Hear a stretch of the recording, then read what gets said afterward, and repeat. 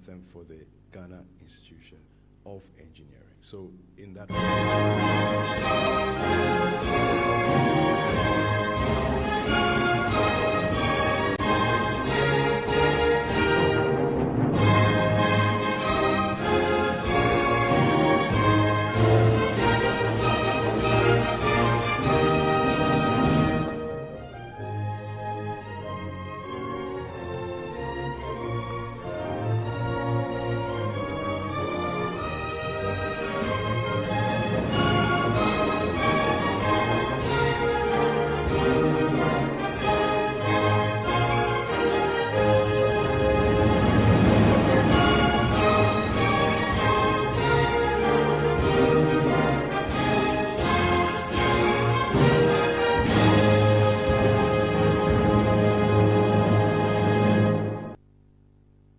for the institution.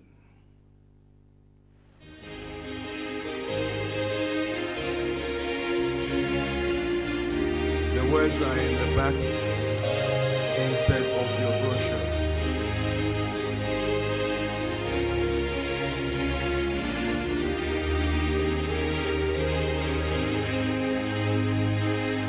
Engineering is the key for development. GHIE stands for Ghana's growth. We conceive, design, and build for human basic needs, protect nature for sustainability. Engineering is the key for development. GHIE stands for Ghana's growth. We conceive, design, and build for human basic needs, protect nature for sustainability. With the help of what the master engineer, but by excellence and integrity, GHIE is capable of making Ghana great and the world a better place to live. With the help of God, the master engineer, but by excellence and integrity, GHIE is capable of making Ghana great and the world a better place to live. GHIE is capable. GHIE is capable. Let's rise and build a world with hope. GHIE is capable. GHIE is capable. Let's rise and build a world with hope. Kindly take your seats, please. Shall we call up the rep for the Ghana Shippers Authority to give us a safety protocol briefing? A rep from Ghana Shippers Authority.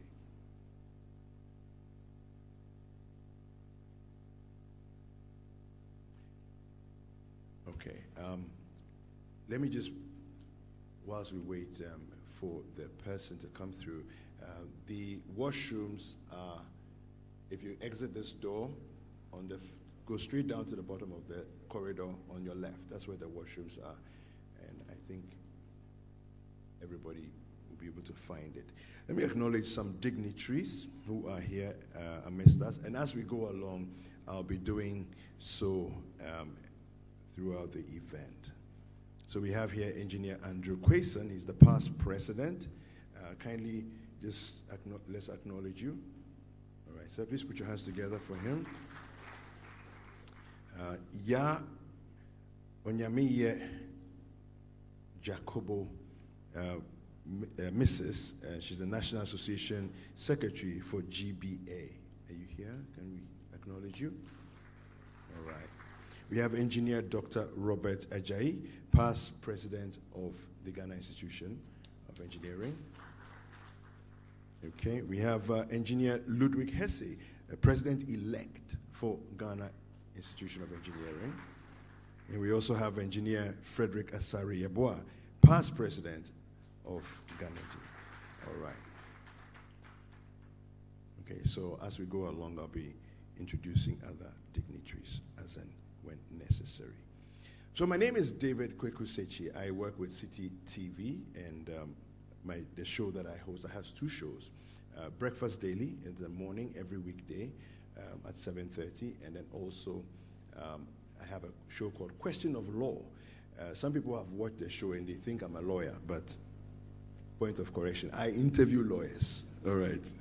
So let me introduce to you Engineer David K. Nyante. He's the Executive Director for the Ghana Institution of Engineering to give us a welcome address. Please put your hands together for him. Thank you, David. President of the Ghana Institution of Engineering, Engineer Kwabena Bimpong, Council members of the Ghana Institution of Engineering, cherished and distinguished past President of the Ghana Institution of Engineering, Chairman of the Engineering Council of Ghana, Registrar of the Engineering Council of Ghana, representatives of professional bodies, chief executives of engineering entities, members of the Ghana Institution of Engineering, special guests, other invited guests, the media, ladies and gentlemen, good evening. It is with great pleasure and a deep sense of purpose that I welcome you all on behalf of the President and Council of the Ghana Institution of Engineering, GHIE, to this significant gathering, the 52nd Presidential Address. As a licensing body under the Engineering Council Act 2011, Act 819, and a professional body under the Companies Act, Act 2019, Act 992, the GHIE continues to make substantial progress towards achieving its objectives. Our members have participated in many pivotal engineering endeavors in the country. However, it is indisputable that the field of engineering in our nation also faces substantial obstacles and deficiencies. This encompasses instances where engineers engage in practices outside their designated domain of expertise, as well as non-professionals performing engineering tasks that occasionally culminate in structural failures and other catastrophic engineering incidents. It is my knowledge that the Engineering Council is implementing measures to address these issues. I urge them to pursue this endeavor diligently. We at the GHIE organize regular dialogues to discuss pressing engineering issues facing our nation to help assist in finding solutions to them. Fellow engineering practitioners, ladies and gentlemen, the presidential address is arguably the most significant event that transpires during the term of the president of the institution. Each president of the institution is required to deliver an address concerning a subject within which he is an authority. The preceding event for this year's presidential address, which centers around sustainable housing supply with alternative building technologies, was a two-day exhibition of said technologies that took place in the forecourts of the Accra Metropolitan Assembly from January 27th to the 28th. Fellow engineering practitioners, ladies and gentlemen, Today, we embark on a journey of exploration and innovation that transcends traditional construction boundaries, aligning perfectly with the global pursuit of sustainable development. As we gather in this August Assembly, it is crucial to underscore the profound linkages between sustainable housing and the broader objectives outlined in the United Nations Sustainable Development Goals. Sustainable housing, with its emphasis on eco-friendly practices, resource efficiencies, and social inclusivity, directly contributes to SDG 11, sustainable cities and communities. It is an acknowledgement that our built environment plays a pivotal role in shaping the quality of life for individuals and communities, and in turn, the overall progress of our nation. Furthermore, sustainable housing with alternative building technologies is intrinsically tied to Ghana's national development agenda. In a nation where the demand for housing continues to grow, addressing these challenges requires a strategic blend of innovation, environmental stewardship, and social responsibility. It is not merely about erecting structures.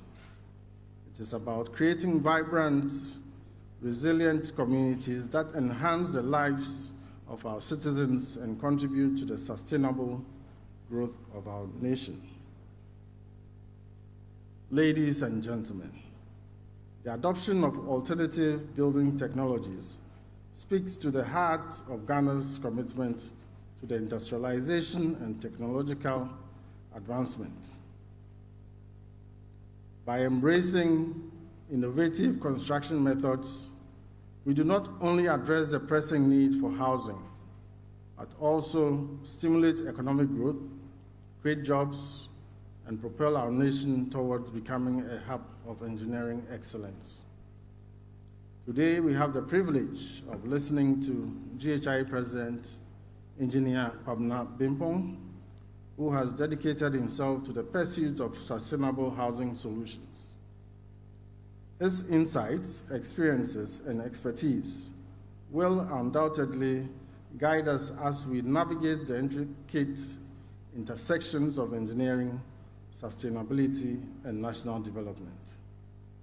I am certain that this address will generate points for policymaking geared towards improving our housing challenge.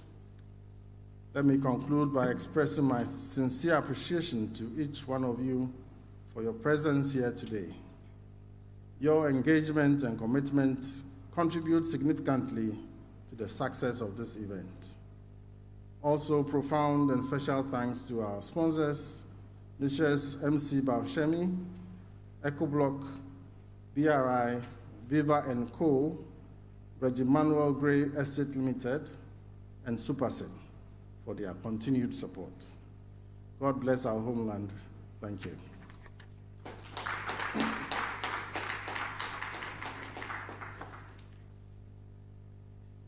Can we do that a bit better than that? Thank you. All right, let me acknowledge a few more people. These are past presidents, Engineer Magnus Kwashi. If we can acknowledge you, thank you. Engineer Kwesi Kwakwa. All right, and Engineer Kwame Wache. All right. Okay. I'd like to introduce the chairman to give his opening remarks. He is the executive chairman also for the Reggie Manuel Group, which of course is not based only in Ghana, but across the west coast of Africa as well, in different countries, Sierra Leone, Liberia, and so on. I'd like to welcome the chairman, Mr. Emmanuel Botre. Please put your hands together for him for his opening remarks.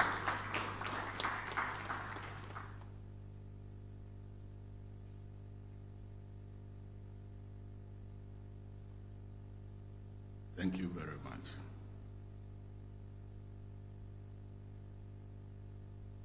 The President, of the Ghana Institute of Engineering, the past president of the Ghana Institution of Engineering, council members, executive director, members of the institution, distinguished invited guests, our friends from the media, ladies and gentlemen. A very good evening to each one of you.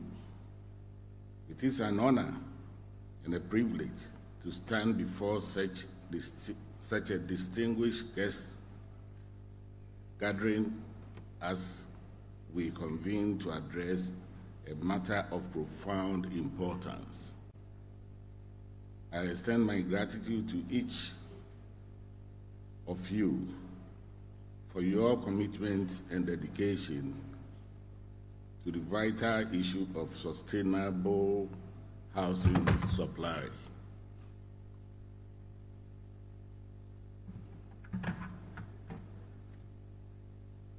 We focus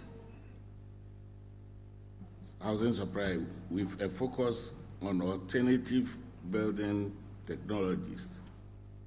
As we dive into this critical subject area, it is evident that our collective efforts can pave the way for more sustainable and resilient future in the housing sector. Mr. President, distinguished ladies and gentlemen, allow me to extend a heartfelt welcome to all our esteemed guests. Your presence today reflects a shared commitment to addressing one of the most fundamental aspects of human existence. I am pleased to see the enthusiasm and expect that our president brings to the table. The topic of sustainable housing supply with alternative building technologies is not just timely, but imperative for addressing the challenges posed by climate change, resource depletion, and population growth. Today, as we gather to dive into a topic of paramount importance, we cast our collective focus on shelter, a cornerstone of societal foundation in the intricate tapestry of human needs. Housing stands alongside sustenance, a fundamental requirement that resonates with each individual's quest for safety, well-being, and comfort.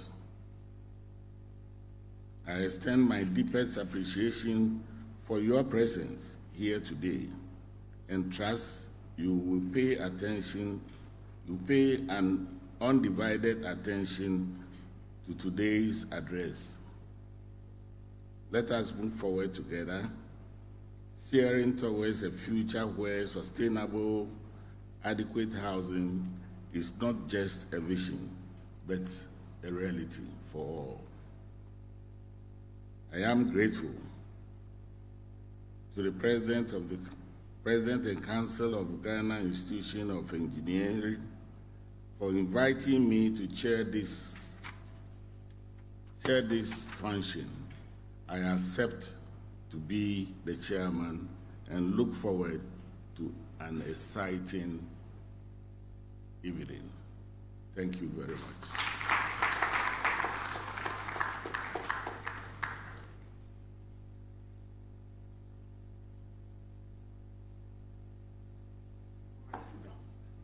Yes, please. Before I sit down, I would like to say that Engineer Kwabra Bimpong has been known to me for the past 25 to 30 years. We have been talking a lot about structures. We have been talking a lot whenever the company is doing something and the structures we say call KGB. And I introduced to you. But before then, again, let me call on Mrs. Cynthia Samoa to introduce him properly. Thank you.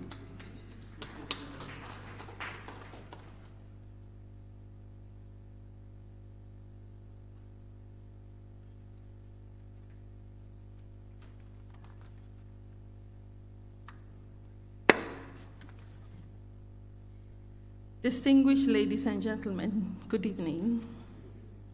Let me reiterate that I'm introducing the president of the Ghana Institution of Engineering on the behalf of my CEO and chairman of the Reg Emmanuel Gray Group of Companies, Mr. Emmanuel Boche, and not for myself. But may I add that I've also known Mr. Bimpong for over 20 years, both professionally and socially. And we went to the same university. And of all the ladies on campus, he ended up marrying my roommate.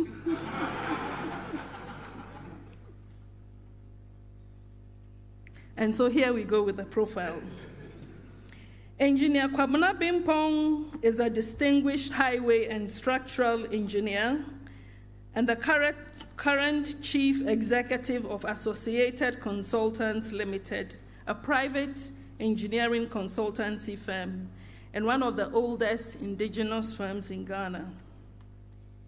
Engineer Bimpong completed the Kwame Nkrumah University of Science and Technology with a BS honorary degree in civil engineering in 1993. As a student, he was elected as the vice president of the Junior Common Room of Independence Hall. Now they say it's a mixed hall. He worked as a teaching assistant in the Soils and Foundation Engineering section under the past president, Professor Samuel Innocent Kofi Ampedu, for 1 year before joining Associated Consultants Limited as an assistant engineer.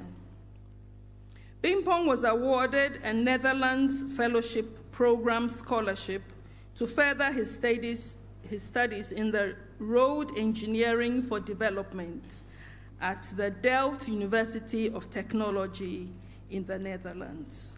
And he completed with a Master of Science degree with honors in roads and pavement engineering in 1998.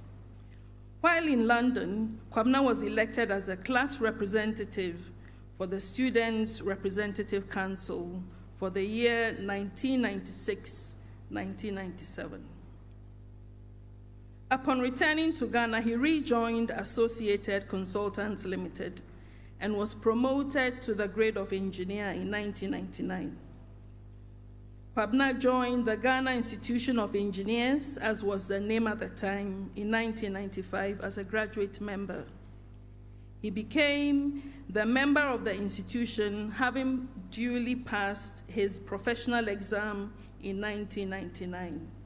And he served as a member of the Membership Committee of Council for 14 years, 8 years as its chairman, making him one of the longest-serving chairmen of the Membership Committee. He brought about tremendous growth to the institution, both numerically and spread, during his tenure, and helped revolutionize the conduct of examinations, leading to the decentralization and computerization of the written exam, as well as the processing of the examination results. He has been a member of the Council of the institution for the past 16 years, and now the president for the 2022-2025 council year. He is a member of the Ghana Consulting Engineers Association. He's a member also of the Institute of Directors Ghana and that of the Ghana Transportation Professionals Forum. Kwabena has attended several local and international conferences, courses, and programs. He has authored and co-authored some technical papers which have been presented at these conferences. He has at various times also served as a panel member for technical discussions both at conferences and media engagements. He is a speaker for the 13th College of Basic and Applied Sciences, University of Ghana, Legon Public Lecture Series in September 2022. And he was also the speaker for the 11th Global KNUST Biannual Alumni Congress as part of the KNUST at 70 alumni celebrations held in Accra on the 1st of December 2021. Pabna is an outstanding professional engineer, no doubt about that. And he has mentored many engineering professionals who are currently contributing their quota both locally and internationally. He's currently the Chief Resident Engineer for the design and construction supervision of the Ashiaman roundabout Akosombo Junction, the rehabilitation of the Ofankor to Nsawam dual carriageway projects, and the project director of the Swami Interchange and the local roads projects. Engineer Bimpong also has undertaken several design and supervision assignments in highway and structural engineering over the past 30 years. Notable among them are the flagship Pokwasi Interchange and Local Roads Project, which received the highly commendable Project of the Year award at the FIDIC Contract Users Conference held in London for the year 2022. Furthermore, he has served in various capacities from assistant engineer to resident engineer on other road projects, including the Ejura to Jatozongo, Kwame Nkrumah Circle to Achimota Dual Carriage Road, including the Alajo Interchange, Eastern Bypass and Lake Roads, including the Asokwa Interchange in Kumasi, Ebuakwa Bibiani, Ape Menim Junction to Takwa, the BRT infrastructure on the Amasaman to Accra CBD corridor, transport terminals at Achimota, Odona, Neoplant Station, Ofankor, and Amasaman. He has designed and supervised various buildings for Trasaco Housing Development, Reggie Manuel Gray Limited, including the Iseport Development, popularly known as the Golden Gate, Freetown, Sierra Leone, Clagon, and Comte 18 RSS housing projects, Black Ivy developments at Ayimensa and Ovia River Park, Libby Homes and Towers in Comte 26, 14, and Airport Residential Area, as well as Central University, Fjord Trust, and many other residential and commercial buildings. And the list goes on.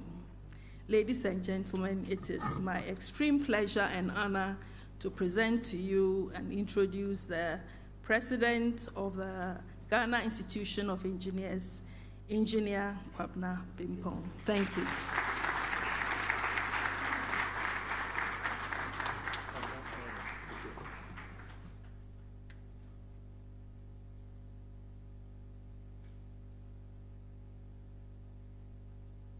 Good evening. Thank you very much, Mr. Chairman and Cynthia.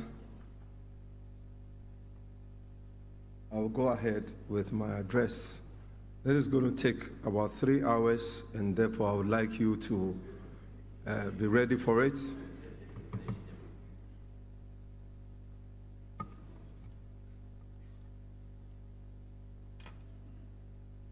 Okay. Well, whilst I wait for my computer to come up, as engineers, we are always ready. We have the first, second, and third options. So whilst we wait for these ones, I'll go with my printed text.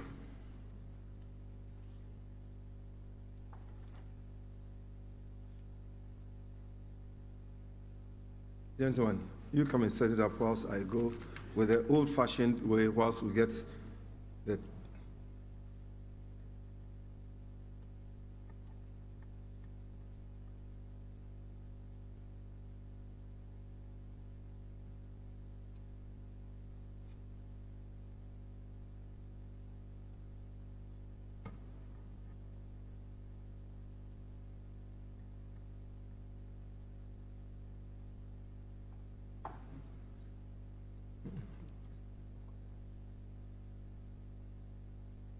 Mr. Chairman, Emmanuel Boche, founder and CEO of Regimanuel Gray Group of Companies,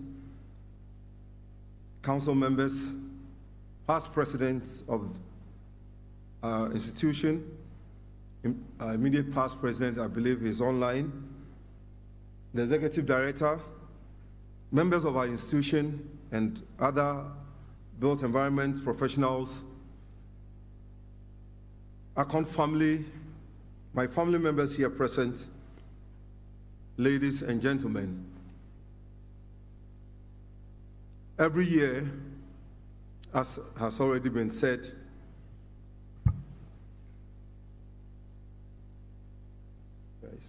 okay.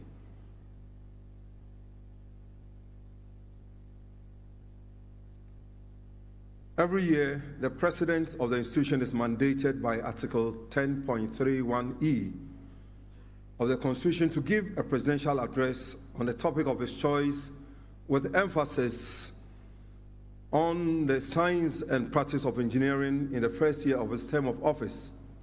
It is in this light that I've chosen the topic Sustainable Housing Supply with Alternative Building Technologies. This address focuses on one of the basic needs of humans, that is shelter, and highlights a challenge facing the world today. It seeks to bring to the fore the need to look at alternative building materials and technologies to provide housing in a sustainable manner and at an affordable cost.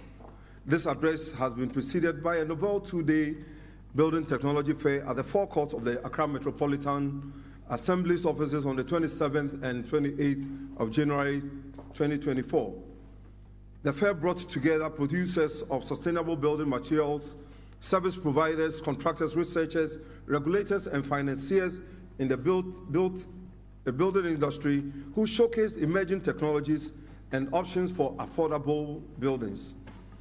The fair also offered the opportunity for the general public to learn about alternative building technologies other than traditional brick and mortar buildings. I would like to thank my research group led by Engineer Benedicta Atreku and her team of National Service personnel for assisting me in undertaking this arduous task of preparing this address. I am grateful to you all. Furthermore, I would like to thank the organizing committee of the Building Technology Fair, led by the Vice President of the institution, Engineer Sophia Tijani, and the Chair of Conference, Engineer Mesesia Okujeto, for believing in the vision and working hard for its realization. I also wish to acknowledge the staff of the Secretariat, led by our Executive Director, Engineer David Nyante, who ensured that the organization of this presidential address proceeded smoothly. Finally, to my Akon and immediate families, I say thank you.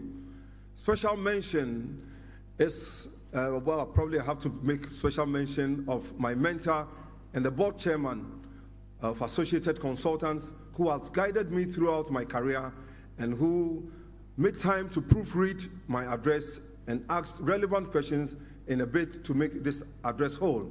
Engineer Dr. Kofi Asariabua, I say thank you. My better half,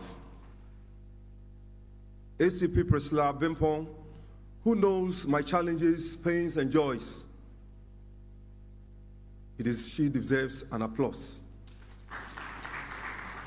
Lastly, I dedicate this address to my late father, also by name Mr. Kwabena Bimpong, so you can see on the screen, who passed to eternity on the 4th of January 2024, and who happens to be my first engineering and construction educator and instructor. Papa Kebi, continue to rest in peace. Your labor shall not be in vain. Mr. Chairman, shelter, according to Abraham Maslow, in his widely acknowledged theory of the hierarchy of needs, is at the base. That is one physiological needs of air, water, food, shelter, clothing, and reproduction. It is only when these basic needs are satisfied that one is motivated to start thinking about his or her safety needs, love, and belonging, all the way up to self-actualization. Shelter, therefore, is an indispensable need that forms an integral part of the foundation of every individual. of any society, alongside food, shelter is widely acknowledged as one of the most essential requirements for every individual. In its basic terms, housing is described as providing accommodation to ensure individual safety and well-being within the framework of cost, quality, and quantity.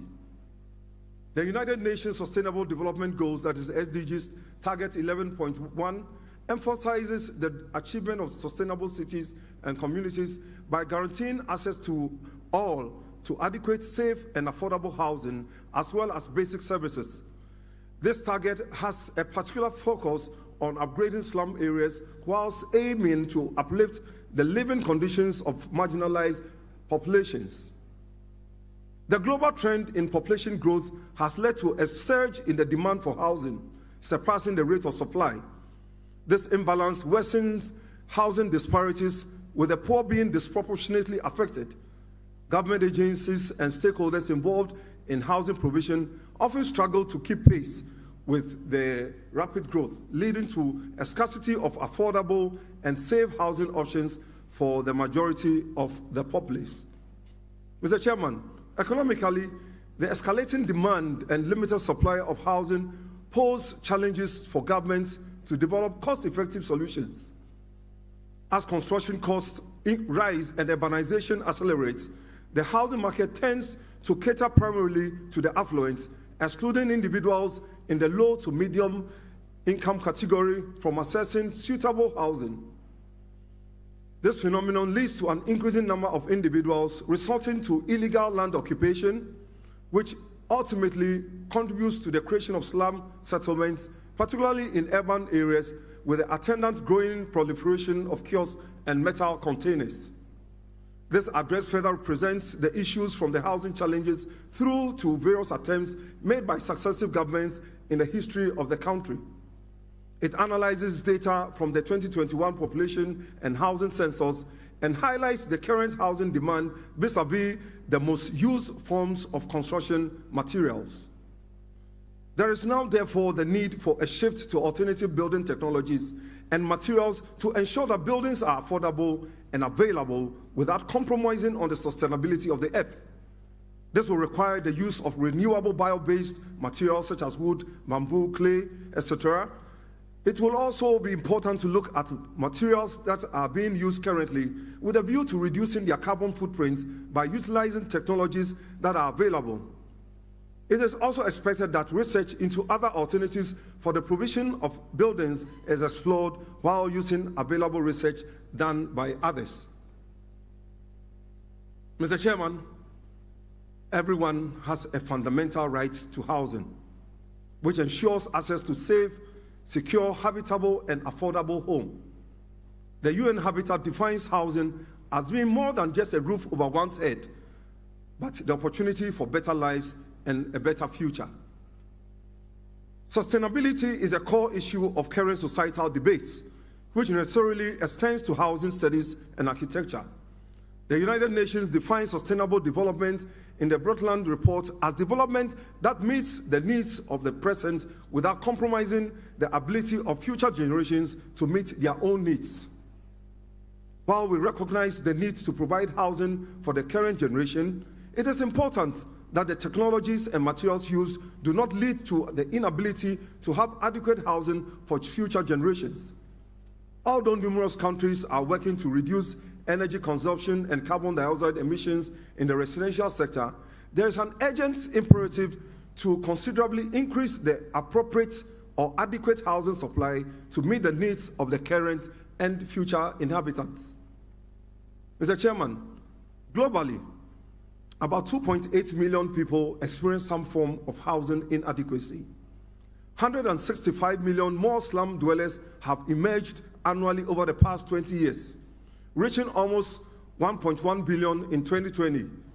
The increment in these figures has become a big challenge to many countries, especially developing nations.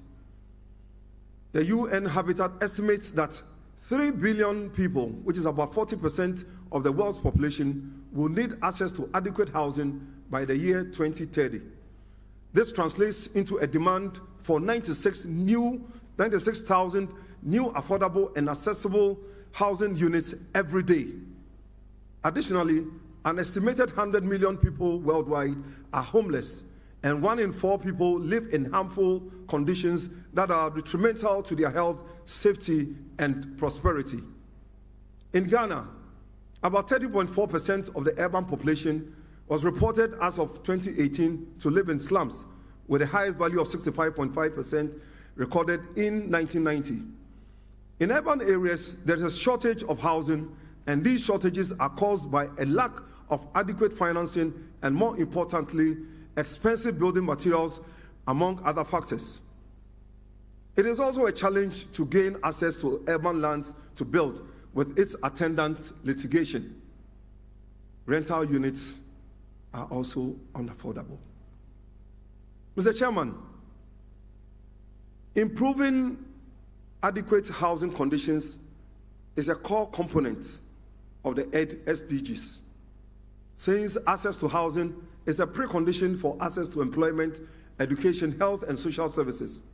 It is estimated that about 80% of Ghana's building materials are imported, which are subject to global economic trends such as commodity pricing, high labor costs, geopolitical wars and general instability, currency fluctuations, supply chain challenges, unavailability of efficient skilled labor, and many more.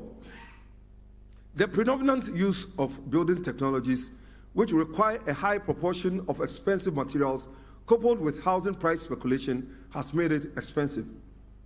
Mr. Chairman, I would like to provide some data on all living quarters in Ghana from the February 2022 Ghana Statistical Services publication on the 2021 Population and Housing Census conducted on Census Night, 27 June 2021. The survey identified different types of structures, their level of completion, usage, whether they are occupied or not, and whether they are movable or not. From the survey, 10.66 structures at various levels of completion were enumerated. Out of this figure, 80.2% were fully completed, with an additional 10% completely roofed but not completed, and 2.1% had some form of roofing. 73.9% of roof structures are single detached, with 20.4% of them being non-conventional structures. And when I talk about non-conventional structures, I mean metal containers, wooden structures, and kiosks. It was established from the data that about 15% of all residential structures were not fully completed but have some form of roofing. It is interesting from the survey that about 65.8% of not fully completed structures had some form of roofing, or which had some form of roofing, were used for residential purposes, with the proportion being higher in the urban centers than in the rural settings.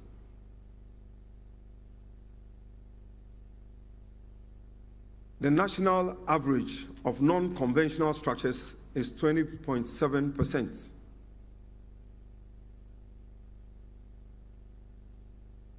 I guess you are having some difficulties. Shall I wait for you? I should go on. Okay. About 14% of non-conventional structures are used for residential purposes, with a higher proportion in urban than in rural areas. The housing characteristics of the enumerated houses revealed that residential structures were about 5.9 million, representing 55% of the housing stock in the country. Out of this number, 12.7% of all dwelling units are vacant, that is not occupied. And this is more prevalent in the rural areas, which is about 14.9%, than in the urban areas. 63.3% of dwelling units in the country are detached, with 20.9% being compound houses. Of all dwelling units, the data shows that an average of 6.4% of all dwelling units have cement blocks or concrete as the main construction material of their external walls. Furthermore, 77.8% of all dwelling units have cement or concrete as the dominant material for their floors. The reader reveals the following: the housing stock is inadequate compared to the population, which is currently in excess of 33 million. There are a number of houses that are not occupied. This, in Accra, this could be due to the many housing estates and apartments which are basically beyond the reach of the average person in need of housing, among other factors. There is a good number of enumerated houses being unconventional, that is kiosk, metal containers, and wooden structures. And there are many uncompleted houses being used for residential purposes. Most houses are cement or reinforced concrete construction. Mr. Chairman, every person has the right to live in dignity and habitable circumstances, ensuring a safe, secure, livable, and affordable home for the individual household. House ownership means much more than just shelter.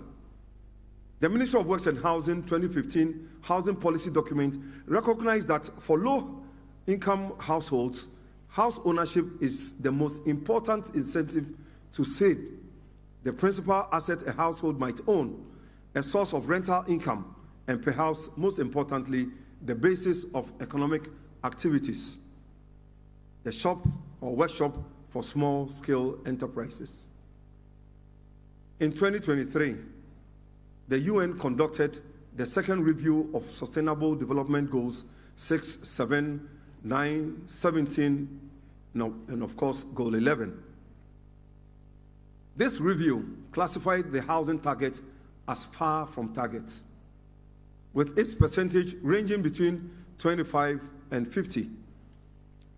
The member nations therefore face a high possibility of being unable to achieve SDG 11 in the next 6 years, that is 2030, unless member states and the global community significantly scale up policies, initiatives, and investment in sustainable urban development and SDG 11 stimulus packages. Only one region, that is Australia and New Zealand, fully met indicator 11.1 on slums. Sub-Saharan Africa, Central and Southern Asia are lagging in meeting these targets. SDG 11 has 10 targets to be achieved, and this is being measured with 15 indicators. The 7 outcome targets include safe and affordable housing, affordable and sustainable transport systems, inclusive and sustainable urbanization, protection of the world's cultural and heritage and natural heritage, reduction of the adverse effects of natural disasters, reduction of the environmental impacts of cities, and to provide access to safe and inclusive green and public spaces. The 3 means of implementation targets include strong national and regional development planning, implementing policies for inclusion, resource efficiency, and disaster risk reduction, in supporting the least developed countries in sustainable and resilient building. Mr. Chairman, 3.9 billion people, that is about half of the world's population, currently live in cities globally. It is projected that 5 billion people will live in cities by the year 2030. Cities across the world occupy just 3% of the Earth's land, yet account for 60 to 80% of energy consumption and 75% of carbon emissions. There are serious challenges to the viability and safety of cities to meet increased future demands. It is therefore important that while we try to meet the housing demand for the increasing population, we must do so sustainably. And I'm moving on to the housing deficit and challenges in Ghana. Mr. Chairman, the current urban population in Ghana is estimated at about 17.5 million, which is 56.7% of our population. And this has increased from 12.5%, which is 50.9% in 2010. The urbanization rate is about 3.3%, and almost half, that is 47.8%, of the increase in the population is concentrated in the Greater Accra and Ashanti regions, portraying an ununiform spread of the phenomenon across the country. From the 2021 population and housing census, it is estimated that Ghana's annual housing deficit is about 1.8 million units. This translates to about 6 million people out of the approximately 33 million Ghanaians are in need of housing. Although Ghana's housing deficit in the last 50-year period continually witnessed an upward trend from 1 million to 2.8 million, that is from 1950 to 2010, the 2021 population housing census pointed out that there have been a 33% reduction in the extent of the housing deficit in the country since the year 2000. This portrays some level of improvement in the country's housing provision. Even though strides have been made to address the housing deficit, there are still a significant number of people living in slums. Computing Ghana's housing deficit on a surplus, or surplus as we would call it, and estimating the required housing stock on the basis of 6 persons per household per 2-bedroom housing unit for the period 1960 to 2021, the housing stock kept pace with population growth. While the population has increased 5 times, the housing stock also increased about 9-fold for the same period, 1960 to 2020. The biggest increase occurred between 2010 and 2021, when almost 2.5 million units were added. The computation also revealed a positive surplus for the year 2021 of over 740,000 units, representing 12.3% more than the estimated required housing stock. This suggests that more houses have been built, and cumulatively, there are more houses for households than ever before. This finding, for both national and regional levels, Mr. Chairman, should have been a welcome development for Ghana. However, in reality, the reported housing boom of the last decade does not respond to the real challenges in the housing sector. In general, we refer to the surpluses recorded at the national and regional levels as false surplus, as it is from reality. This is because census data on residential dwellings also include what I call the unconventional buildings, the kiosks, the metal containers, the wooden structures, the tents, and what have you, uncompleted buildings and other structures, which in many cases are not adequate as dwellings for household habitation. In the 2021 population and housing census, these structures totaled 403,913, representing about 56% of the so-called surplus recorded in 2021. Mr. Chairman, it has been reported that only 5% of the Ghanaian population can acquire homes without assistance, while 60% require support in the form of subsidies and policies on competitively priced mortgages facilitated by the state to access housing. The remaining 35% of the population will not be able to access homes even with government subsidies. In Ghana, individuals who build their own houses do so in stages, often about 10 years. And I can see some of the engineers smiling. They've been building forever. and may move to live in the houses before they are fully completed. Because of the high cost of building, some people never complete the construction of their homes. These statistics highlight the pressing issue of housing as a critical development challenge to a nation that is becoming predominantly urbanized, a process that is unavoidable and irreversible. There is insufficient adequate housing in Ghana, and most available houses are poorly developed and lack the basic amenities required to make them habitable. Mr. Chairman, the UN Habitat defines homelessness. Here I'm moving on to homelessness. Homelessness as the inability of people to enjoy a permanent accommodation. Homelessness, therefore, is a state of having no home. It can include many conditions ranging from rough sleepers those who are sleeping on the street, in storefronts, and under bridges, and those living in inadequate or improper housing units, some in tents and kiosks and all that you can think about. Homelessness and housing insecurity are complex and pressing issues that affect individuals, families, and communities worldwide. In recent years, these challenges have gained increasing attention from researchers, policymakers, and advocacy groups due to their far-reaching social, economic, and public health implications.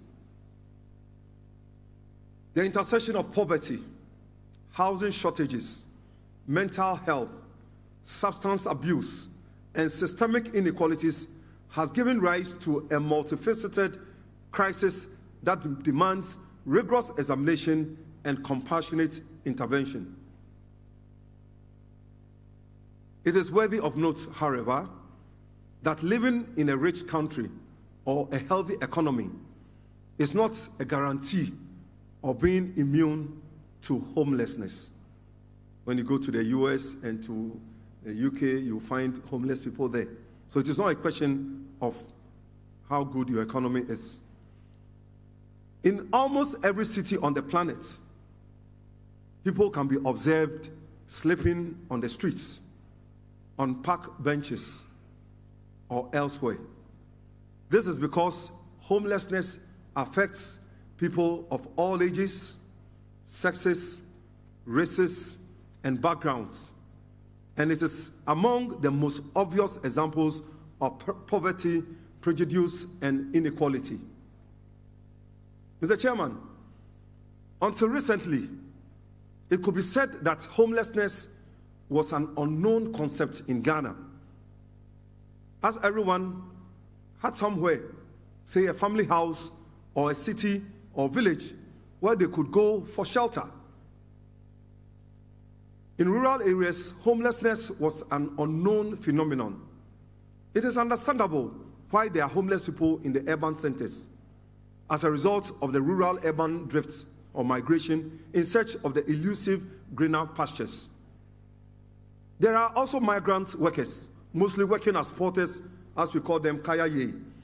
I don't know why they are always women, but let's say kaya noon, another new term.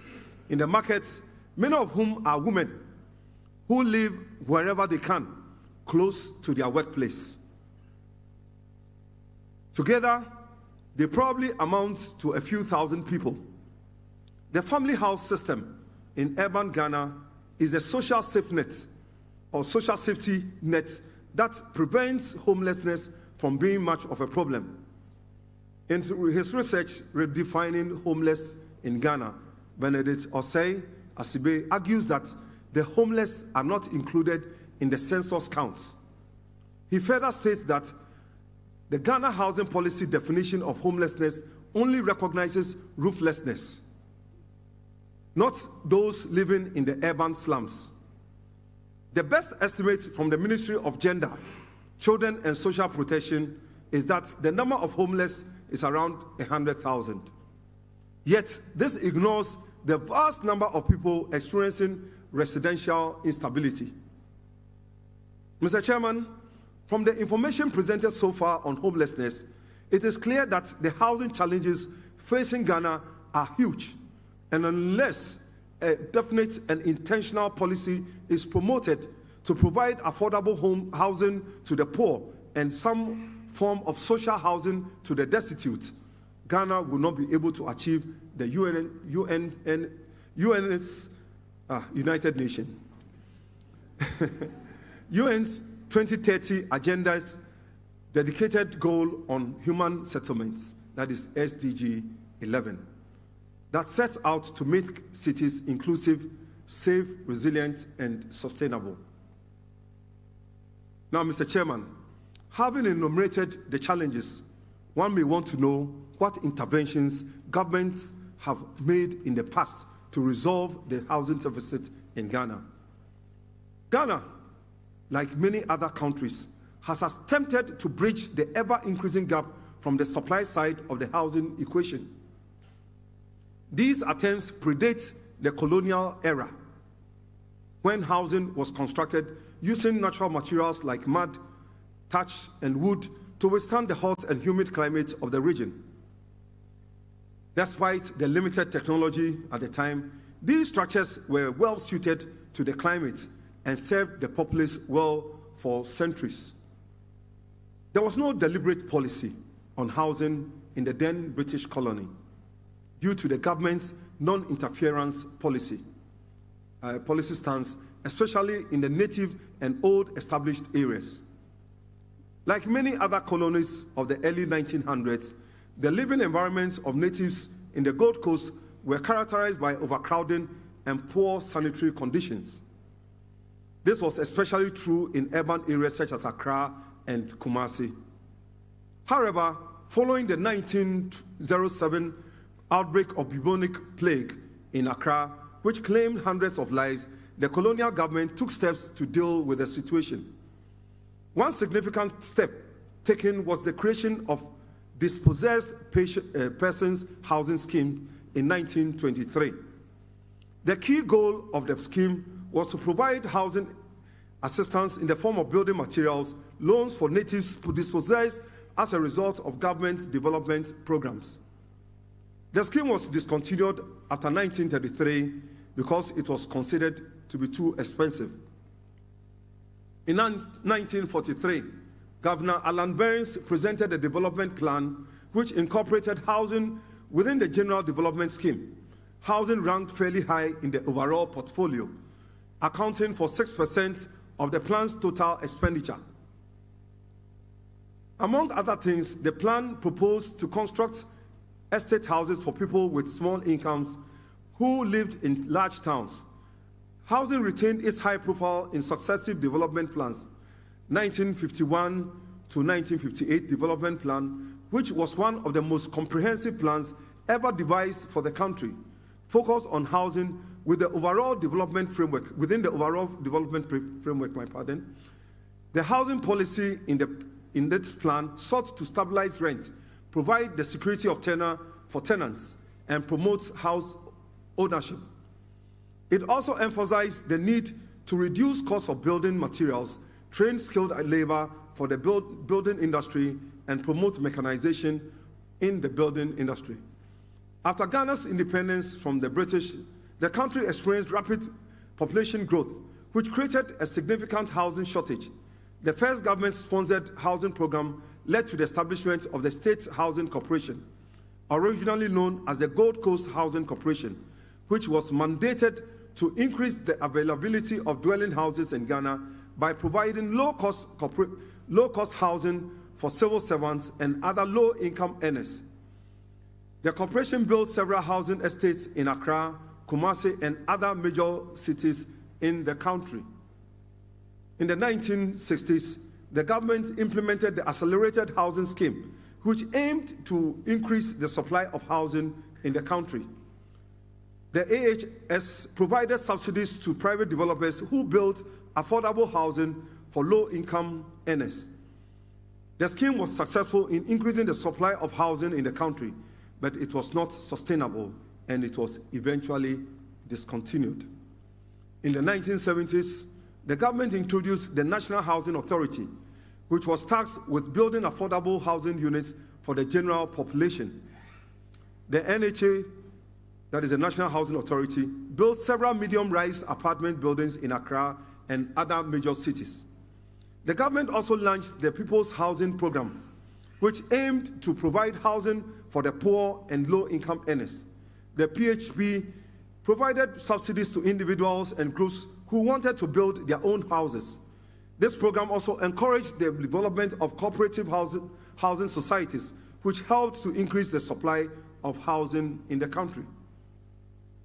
In the 1980s, the government introduced the Affordable Housing Program, which aimed to provide affordable housing for the middle class. The AHP provided mortgage financing to individuals and families who wanted to own homes. The program was successful in increasing home ownership in the country, but it was not enough to meet the growing demand for housing. The government, through the Social Security and National Insurance Trust, SNIT, it launched low-housing low-cost housing loans and flats for its members.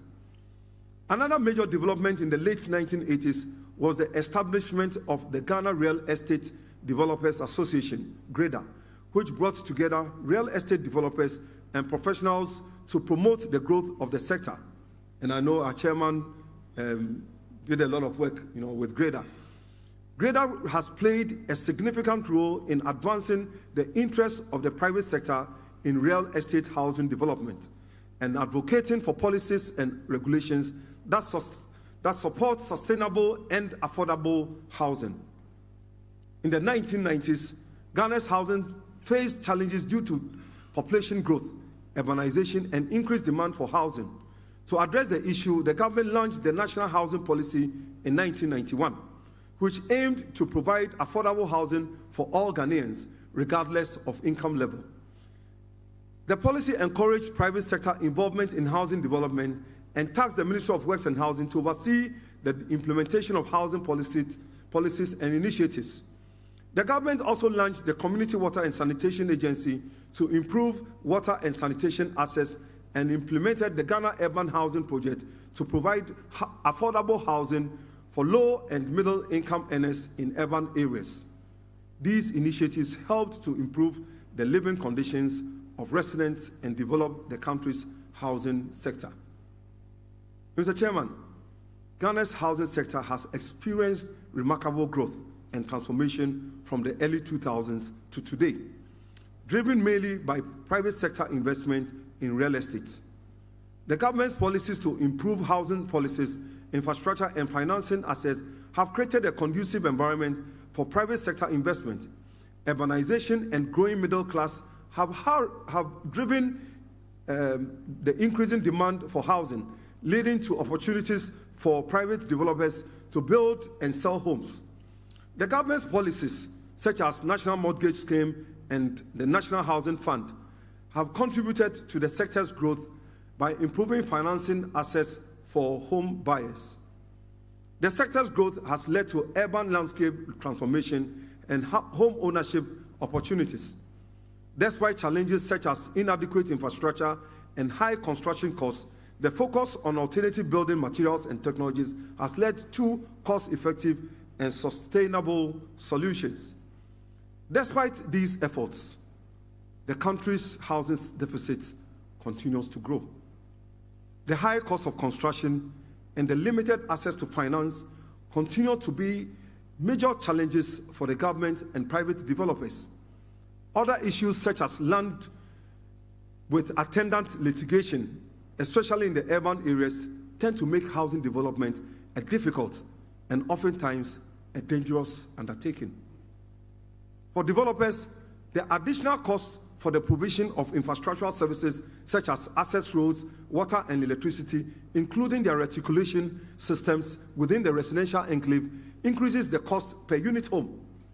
The informal sector, which consists of low-income households who cannot afford the cost of formal housing, remains the most affected.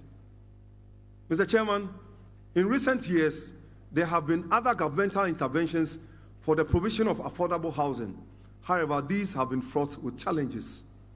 For example, former President Kufuor's 2006 Affordable Housing Program had the objective of providing accommodation for low to middle income workers for the country, creating jobs and improving incomes through the building of affordable housing units in Balteman, Pong, Asokore Mampong, Koforidia, Tamale, and Wa, had largely been abandoned. It's only recently that some of them have been completed.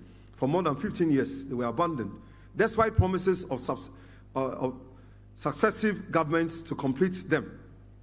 More recently, the 5,000-unit Saglemi public housing, also known as the Saglemi Affordable Housing, located in the Ningo Pampram district of the Greater Accra region of Ghana. The project started by President John Mahama in 2012, has also stalled, having spent over $200 million US.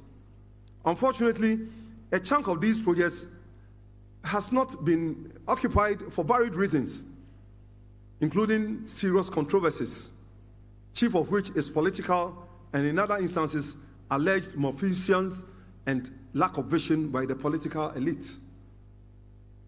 many have become abodes for squatters. Mr. Chairman, it is however refreshing to learn from the Minister for Works and Housing, emphasizing the government's commitment to continuing all housing projects. This, though a welcome development, highlights the inefficiencies of government undertaking such projects, especially in the current era of divisive politics in the country.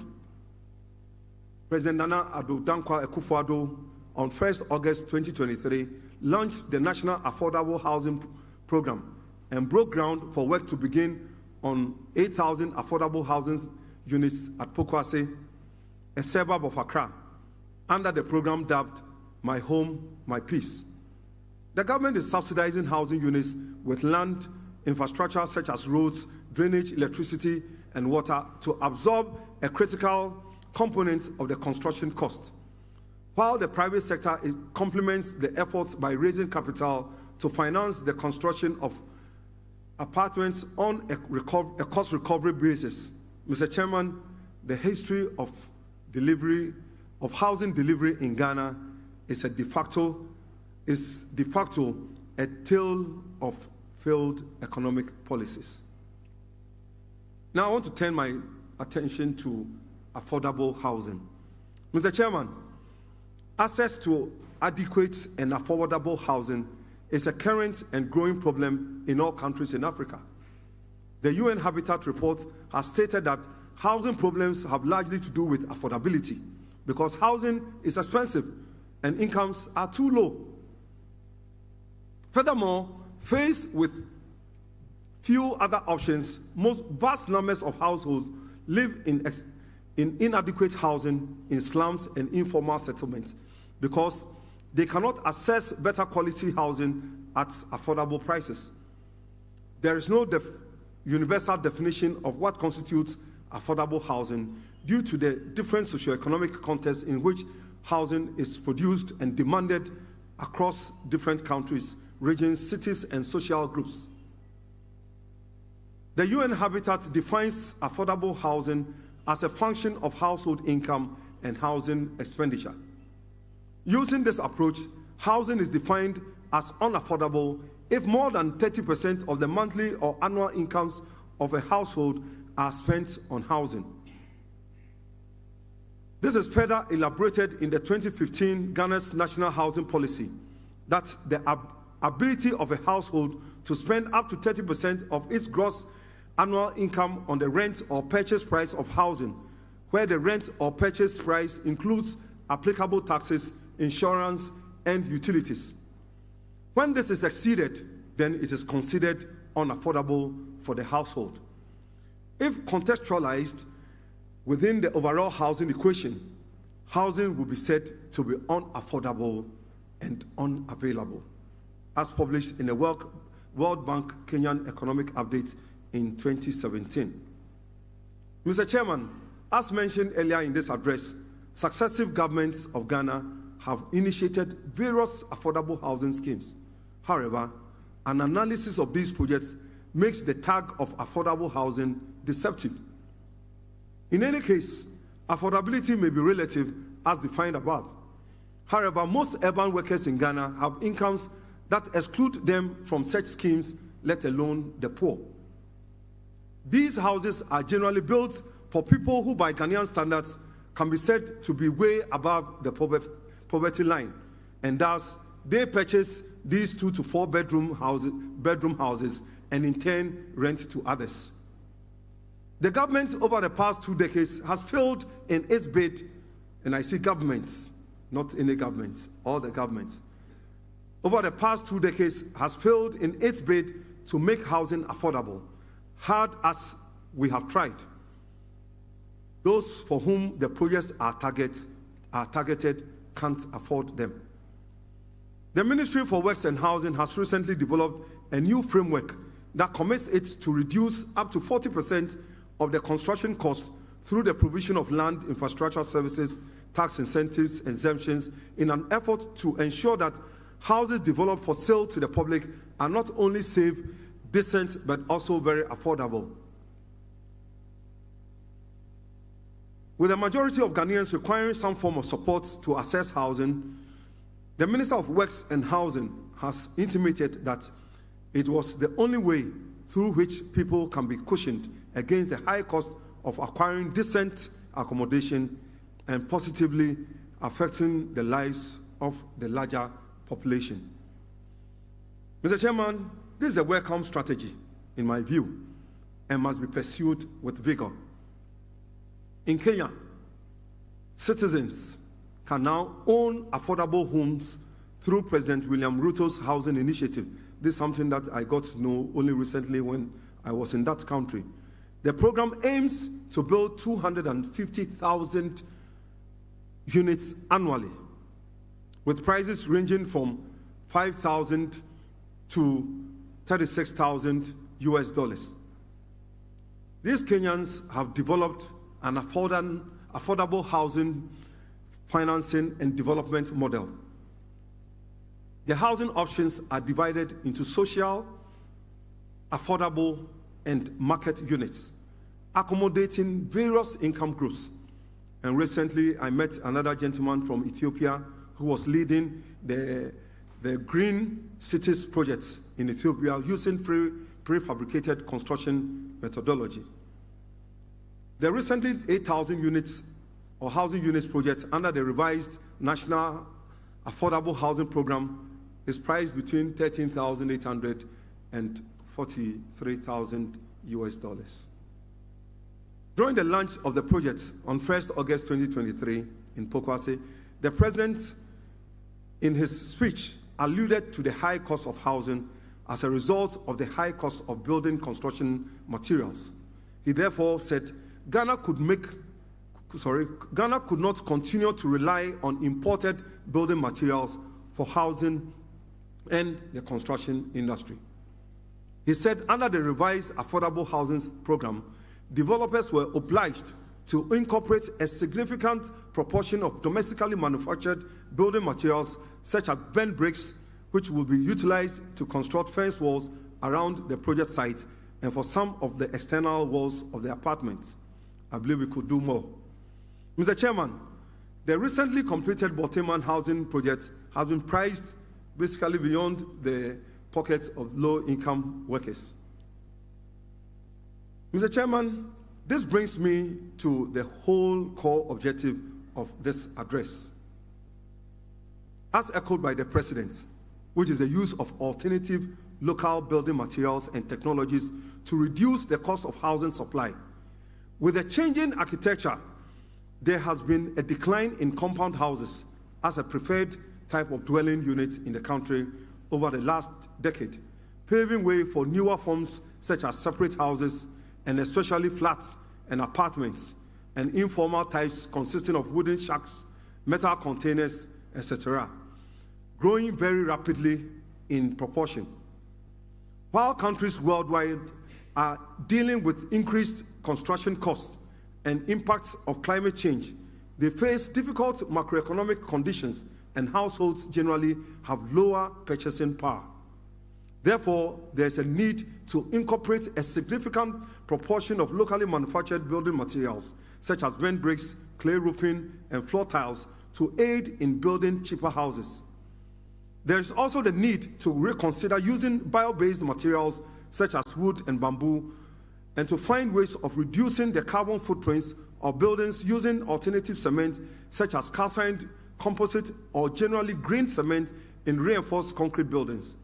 Other materials that replace the more expensive materials must be pursued. As stated from the housing census mentioned earlier, about 64.1% units have cement blocks on concrete as the primary construction materials for their outer walls. The use of the above materials has steadily increased from 39.1% in 2010 and 29.6% in 2021. That is comparing the mud and brick houses. To guarantee the improvement of the structural quality and durability of outer walls of buildings, builders have sought to the use of concrete instead of mud or earth. Mr. Chairman, even though some support has been given to the Building and Road Research Institute of the Council for Scientific and Industrial Research, from the Youth Employment Agency to train craftsmen and entrepreneurs in the production and usage of building materials or local building materials, as well as cost-saving construction techniques, there is still the need to support the training of more built environment professionals, including craftsmen. The Department of Rural Housing under the Ministry of Works and Housing has also been active in providing training to rural communities in basic construction skills, local building materials production, wall protection, and drainage and erosion control measures. Mr. Chairman, the concept of sustainability assumes that resources are finite and so should be used conservatively and carefully to ensure that there is enough for future generations without decreasing the present quality of life. A sustainable society must therefore be socially responsible, focusing on environmental protection and dynamic equilibrium in human and natural systems. The Global Alliance for Buildings and Construction reports that the built environment sector is by far the largest emitter of greenhouse gases and responsible for at least 37% of global emissions. Most of the progress made in the sector has been made on reducing the operational carbon of buildings, which are basically the emissions created from heating, cooling, and lighting, which is projected to decrease from 75 to 50% in the next few decades. However, solutions for reducing embodied carbon emissions from the design, production, and deployment of building materials such as cement, steel, and aluminum, which have significant carbon footprints, have lagged far behind. It is in light of these concerns that as built environment professionals, we must strive to ensure that the whole value chain of our desire to provide housing and the needed infrastructure to meet the identified gap is done sustainably. If we continue at the current rate, we will deplete our natural resources. We may therefore succeed, but at the expense of our very lives, thus not making it a wise undertaking. Concrete is the most widely used substance on earth after water.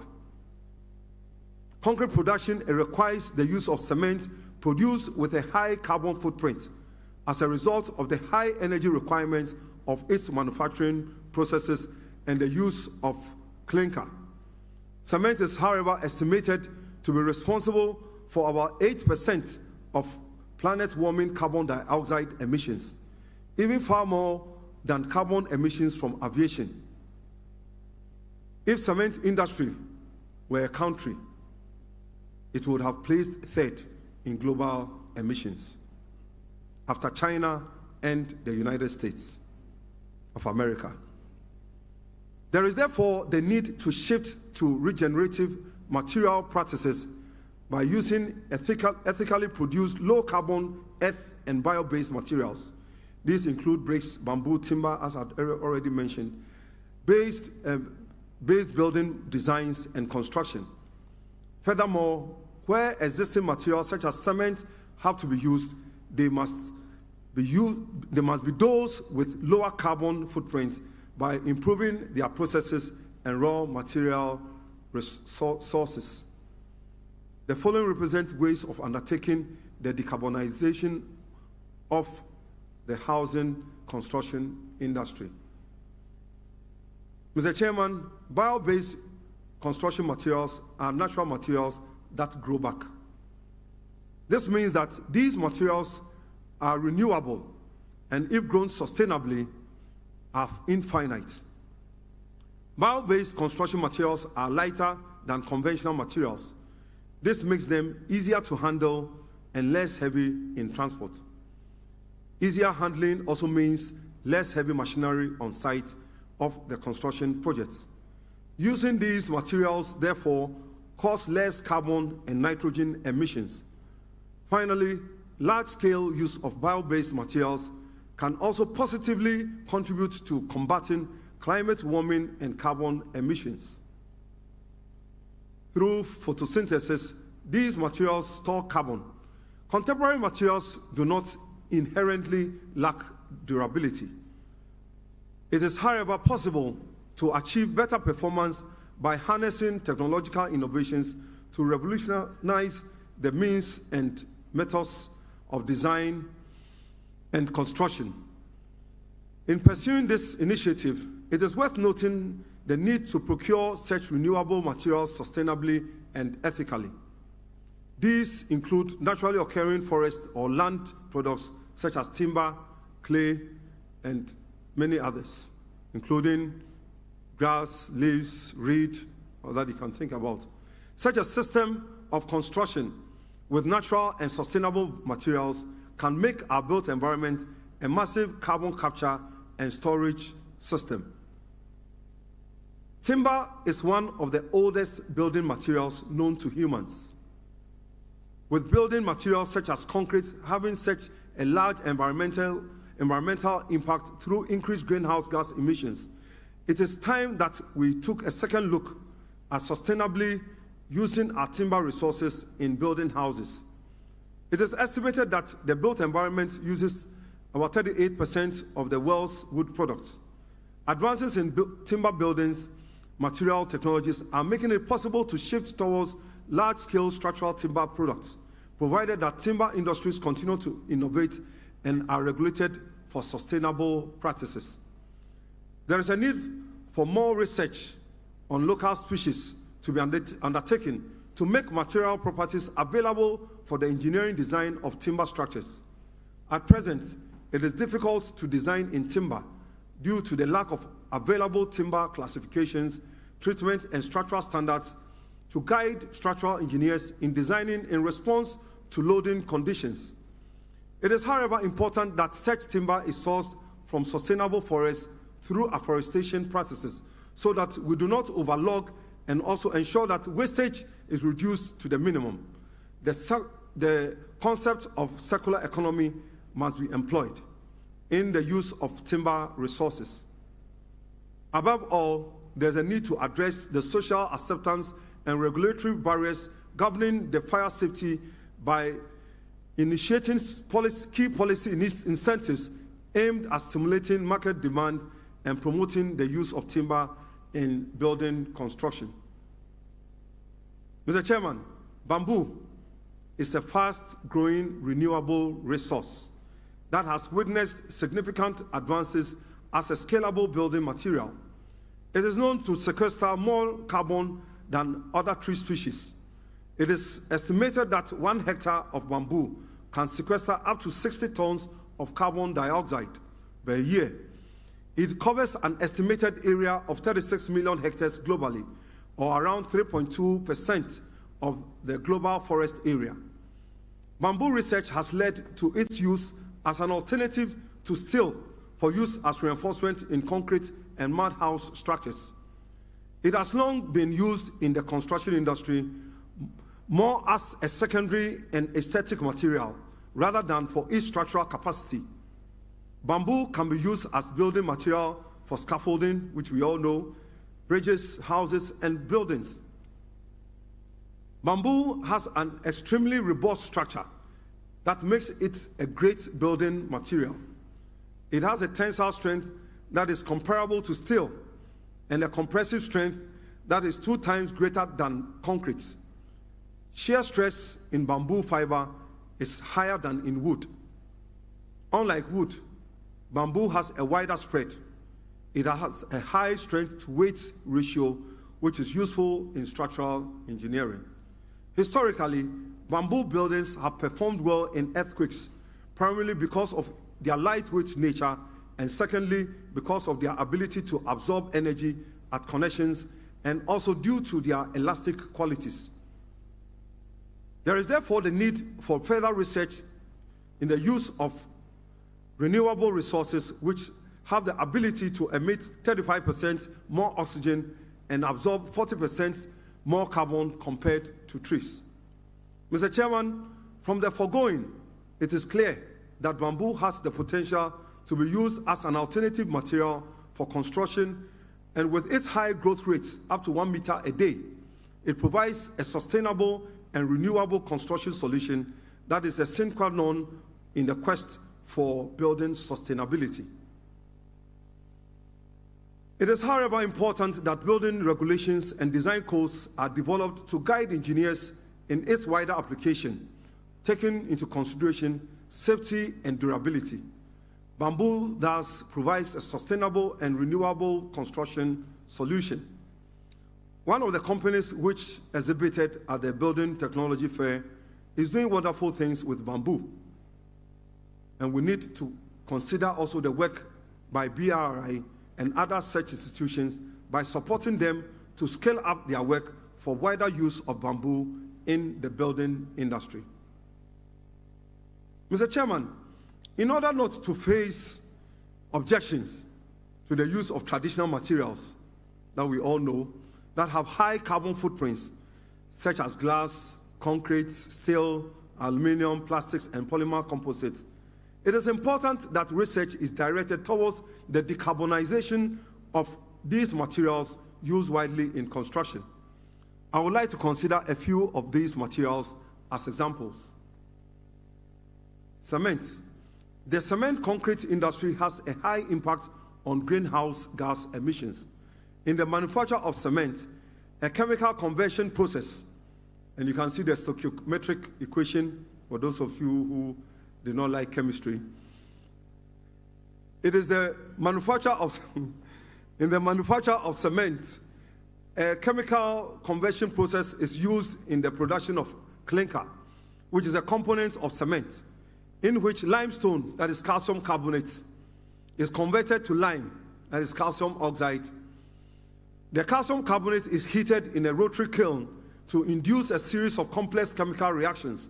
Specifically, carbon dioxide is released as a byproduct during calcination, which occurs in the upper cooler end of the kiln.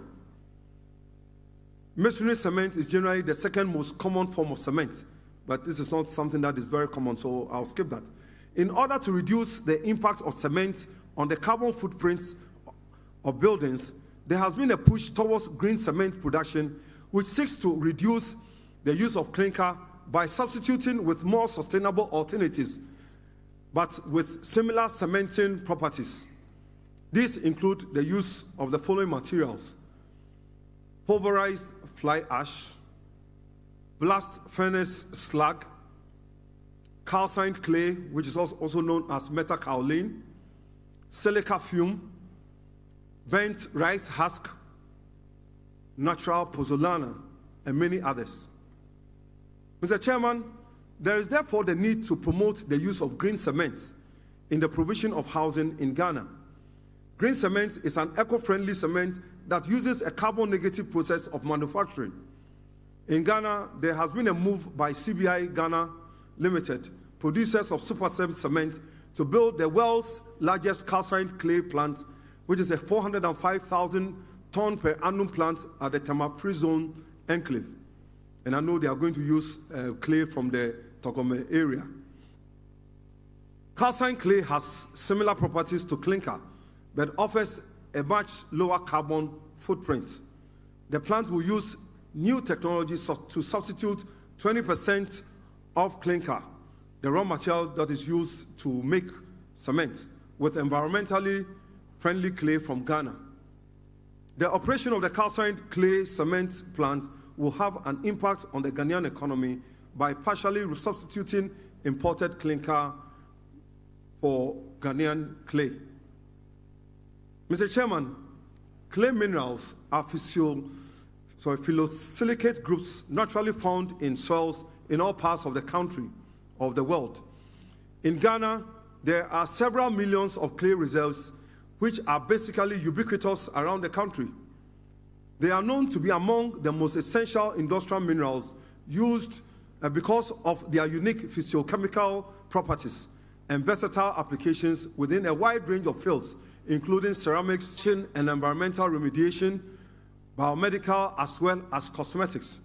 Clay minerals are also primary to the production of other materials such as composite for secondary applications.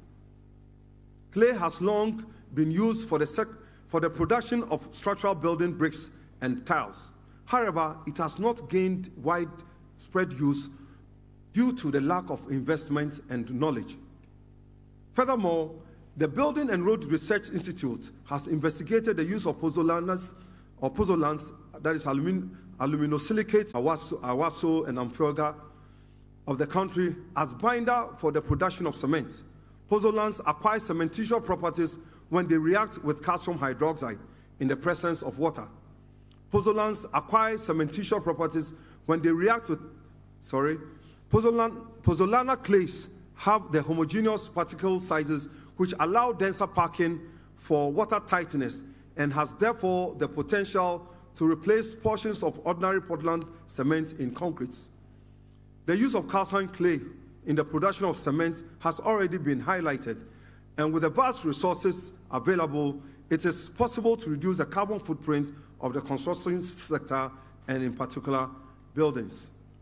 Mr. Chairman, steel is used in various forms for building works.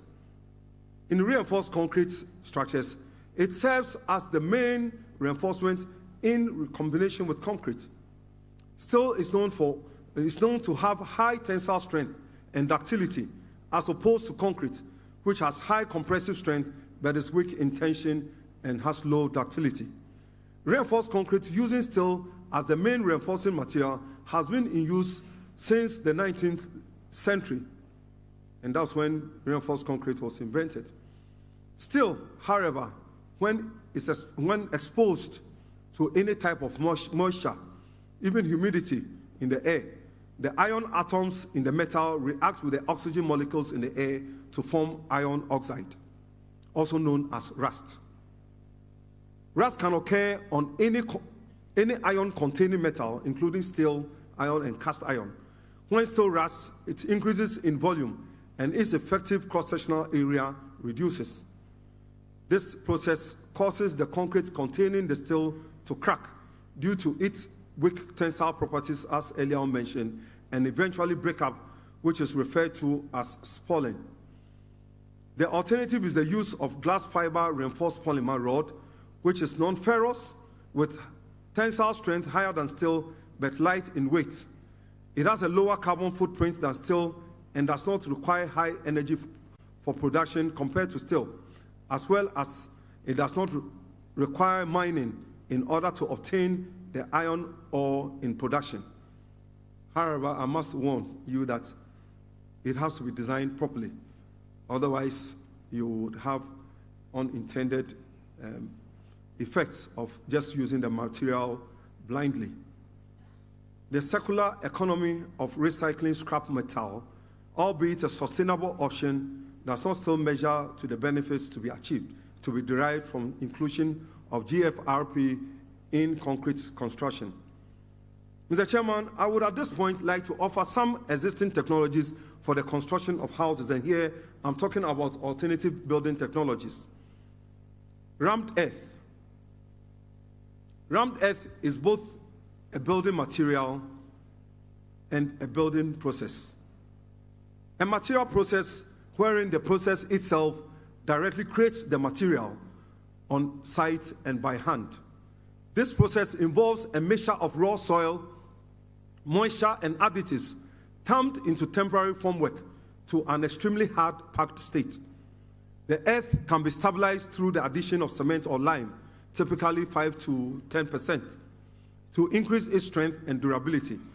Through this process, freestanding and solid masonry walls are created.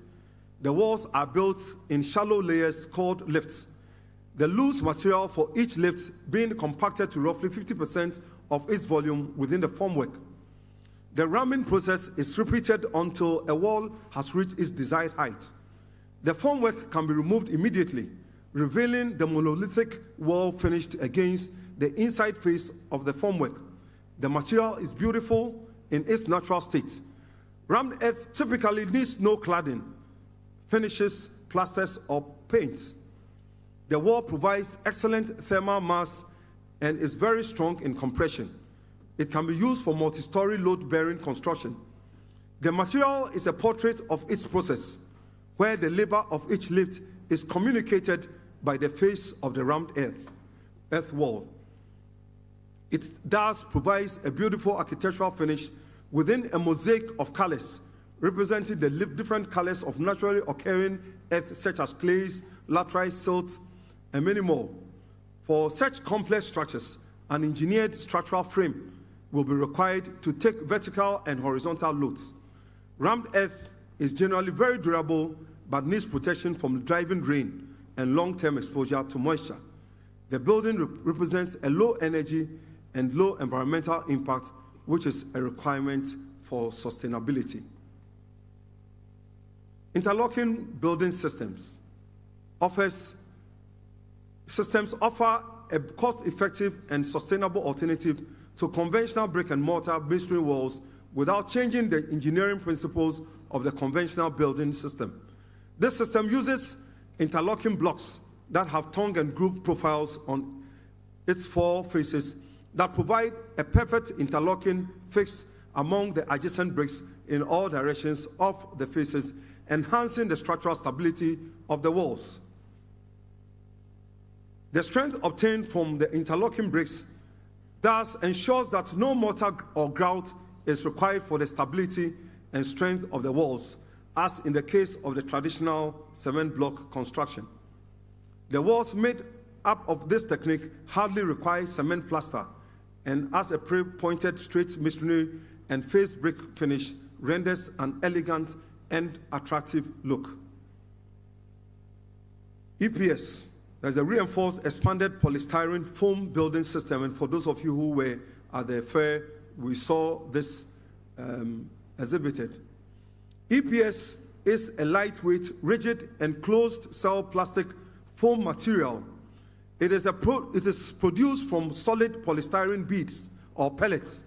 The pentane-loaded bead is then exposed to pressure steam, which causes the polystyrene to expand and molded into the desired shape and density needed. Manufacturing EPS does not involve the use of ozone-depleting chlorofluorocarbons or hydrofluorocarbons, like CFCs or CFCs. The final product is a moisture-resistant closed-cell structure consisting of 90% air, yet can possess a compressive strength of up to 276 kilopascal. It is available in varying densities, usually from 14.4 kilogram per cubic meter to 28.8, depending on the intended application. The EPS core panel is a three-dimensional panel made up of a three-dimensional welded wire space frame with a truss concept for stress transfer and rigidity, and a polystyrene insulation core. When the panels are fixed to form the walls or slab of a building, both sides receive shotcrete. The applied shotcrete gives the structure its bearing capacity. Mr. Chairman, glass fiber reinforced gypsum, that's the GFRG, which is also recognized as rapid walls, is made up of high-strength resistant glass fibers bonded with high-density gypsum cement. Glass fiber reinforced gypsum panel is a modern building component used for mass-scale construction of houses in a very short span of time. This is a technological advancement in the construction industry. They are basically white in color and have a glazed surface. They are energy-efficient green building materials with enormous potential for use as load-bearing and non-load-bearing wall panels. It is suitable for the construction of both external and internal walls, and can also be used as intermediary floor slab, roof slab, together with reinforced cement or cement concrete as a composite material. Now I guess the last one. I told you 3 hours. Light gauge steel frame structures are based on factory-made galvanized light gauge steel components designed as per code requirements. The basic building elements of light gauge steel framing are cold-formed sections that can be prefabricated at the site using various methods of connection. The assembly is done using special types of screws and bolts. Cold form sections are widely used in construction, including residential floors, industrial buildings, commercial buildings, and hotels, and are gaining greater acceptance in the residential sector. LGSF is a well-established technology for residential construction in North America, Australia, and Japan. LGSF is typically, and I must say also in Ghana, this has also been used here. LGSF is it's typically ideal for 1 to 3 story high buildings, especially for residential and commercial buildings. Due to its flexibility, fast construction, and durability, this technology has great potential for countries like Ghana. LGSF can be combined with a composite steel/concrete deck resting on light steel framing stud walls. Apart from having the potential for mass housing, modular buildings can be used for long-term, temporary, and permanent structures such as schools and classrooms, military and civil housing needs, post-disaster relief structures, and industrial buildings. Mr. Chairman, shelter is an indispensable basic need that forms an integral part of the foundation of any society.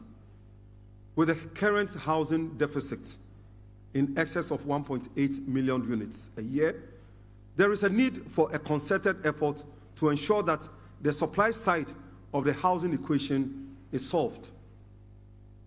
As presented in this address, the government has no business building houses, but must provide the necessary policy and the right institutional framework for private sector and built environment professionals to invest in the sector.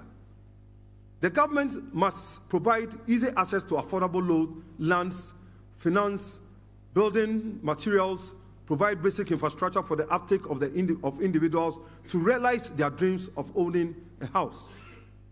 Furthermore, social housing must be pursued to ensure affordability for low-income workers. It is invariably a human right, and it is important that measures are taken to meet the housing challenge. It is, however, required that we do so sustainably, using alternative technologies which have the potential for scalability. In this address, I have highlighted a number of building materials and technologies that can be employed to close the gap. I would like to end this address by quoting from Suze Orman, an American financial advisor, motivational speaker, and author, that owning a home is a keystone of wealth, both financial affluence and emotional security. I appreciate you for coming, and thank you for staying through this address. Thank you.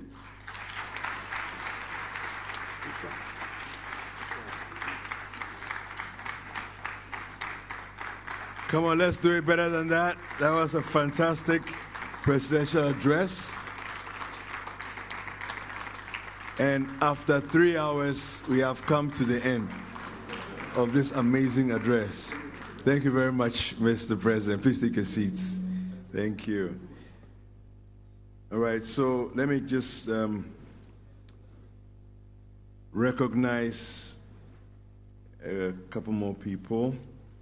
We have Engineer Tonto Bafo. You're here. Just give us a wave. All right. And then Engineer Kalian Buchedid, past president of the Ghana Institution of Engineering, as well as the immediate past president of the Federation of African Engineering Organization. All right. I would like to call up our chairman for his closing remarks, Mr. Emmanuel Boche. And also he has, the entire address is in a book, and so we're going to be looking at auctioning the book. You can actually go away with the address tonight. Mr. Boche, welcome, Mr. Chairman. Please put your hands together and let's welcome Mr. Chairman.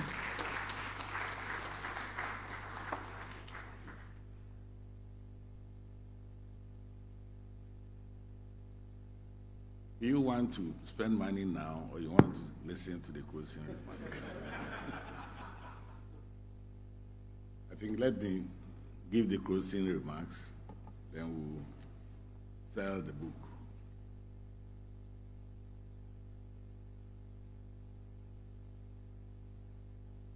The President of Ghana Institution of Engineering, the past presidents of the Ghana Institution of Engineering, council members, executive director, members of GHIE, distinguished invited guests, our friends from the media. Give us a good report, don't go and ask them. Ladies and gentlemen, as we draw the curtains on this enlightening presentation, I wish to express my deepest appreciation to each one of you, our esteemed guests, distinguished partners, and friends. I am filled with the sense of optimism and gratitude for the insight, presentation, and collective spirit that has characterized our deliberation on the critical topic of sustainable housing supply with alternative building technologies. Mr. President, distinguished guests, ladies and gentlemen, our time together has been marked with a shared commitment to addressing the pressing challenges our communities faces. The potential for the positive change in the realm of housing supply is vast, as presented by our President, and our expectation on alternative building technologies has opened doors to innovative, eco-friendly, and efficient solutions. I would like to extend heartfelt thanks to the President of this noble institution, Engineer Kwabena Bimpon. Well done. For the detailed research and excellent delivery this evening. Engineer Bimpon's presentation has underscored the transformative power of embracing sustainable practices, the incorporation of alternative building technologies not only promise to mitigate environment impacts, but also offer a pathway to more resilient, affordable, and inclusive housing options. I am particularly encouraged by the emphasis on collaboration and recognition that our collective efforts extends beyond the confines of this meeting room. The success of our endeavor hinges on partnership with industrial leaders, policymakers, and communities we aim to serve. Together, we can shape policies, influence practices, and drive the adoption of sustainable building technologies on a broader scale. Distinguished ladies and gents, we are leaving this auditorium. As we leave this auditorium, let us carry forward the momentum gathered here. Let what we have heard here today be the catalyst for continued exploration, innovation, and advocacy. By fostering an environment that supports research, development, and knowledge sharing, we can contribute significantly to the evolution of housing sector. To our partners, sponsors, and supporting organizations, we extend our sincere appreciation for your untiring support. Your commitment to this cause has been instrumental in making today's event a resounding success. The Ghana Institution of Engineering takes pride in being at the forefront of conversations that matter. Today's discourse on housing aligns seamlessly with our commitment to advancing technology solutions for the societal well-being, and we reflect on the rich content and diverse perspectives shared during our time together. It is evident that the challenges we face are complex, but so too are the opportunities for innovation and positive change. The insight presented on the alternative housing, on the alternative suitable building technologies and urgency, and the urgency addressing the housing deficit underscore the need for collaborative efforts from all sectors. On behalf of the Ghana Institution of Engineering, I thank you for your presence. When we started, the room was half empty, now it's full. I thank you for your presence, your attention, and your dedication to these ideas we hold. Together, let us continue shaping a future where adequate, safe, and affordable housing is not just an aspiration, but a lived reality for every individual. I look forward to witness the positive impact that our shared commitment to the sustainable housing supply will have on communities, the environment, and the future of generations to come.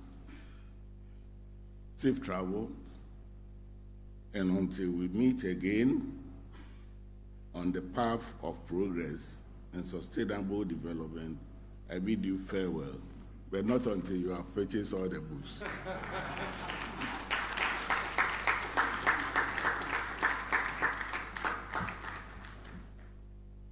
We have a lot in here, a lot of technologies to change the environment. And I wish somebody, we are here optioning it, and I wish somebody can give me a good amount. Start.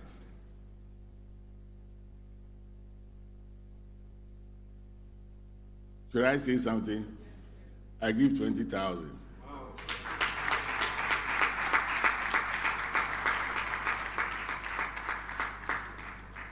Cynthia, did you bring the check? Yes. Or did I start too high?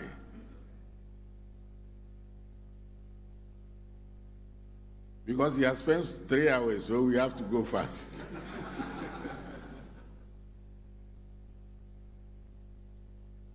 Somebody come in?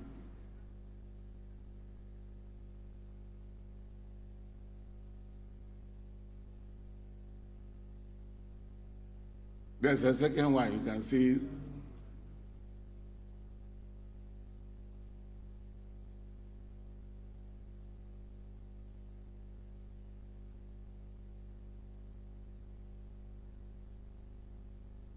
20. I thought we were going to go like 3-4 times.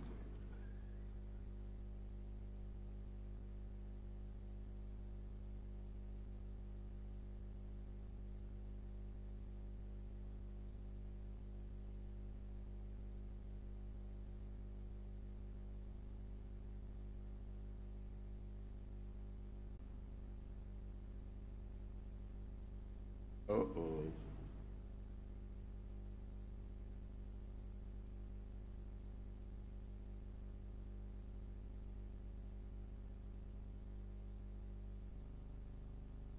Oh. There's plenty here. Okay, I buy this for 20. The next one. Cynthia, over to you.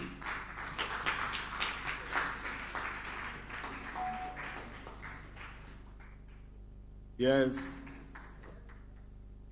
Come again. 30,000. You see? 30. You give it to him. You see? That's a good one. The next one. The boss himself. Come in. Yes. 20,000.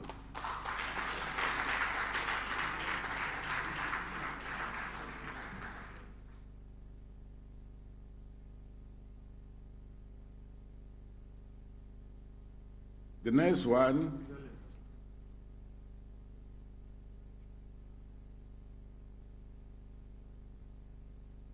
It's only 5, so there's more. Uh-oh. Yes, I think we'll do this 5, and then if you need, you see them. The next one.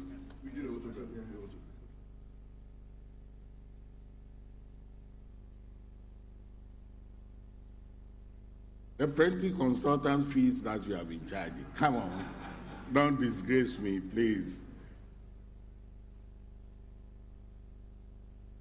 Yes? 5,000. 5,000, okay. Good.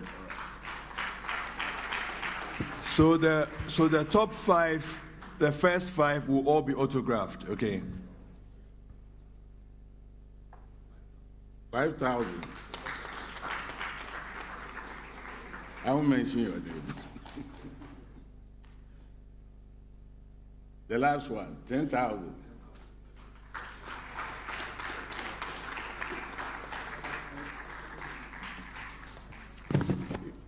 If you need more copies, they will be outside. Yes? 5,000, another one. Bring 5 more, then we go.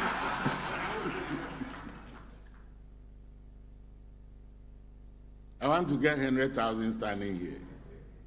Please.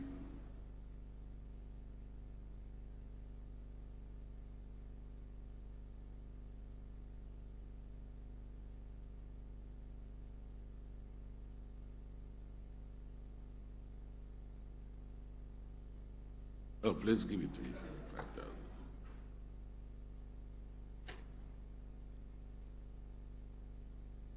Yes, we have 4 here, please. Yes. Give a prize, please. If you come to my office, I won't look at your face. Please. One more here. 2,000. Thank you.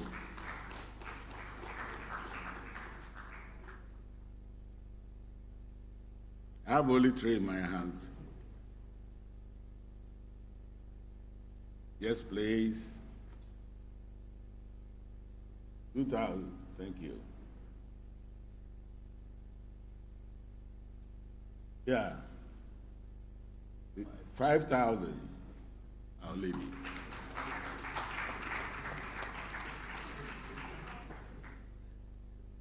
The last one. The engineering council. 5,000. I hope you are writing their names.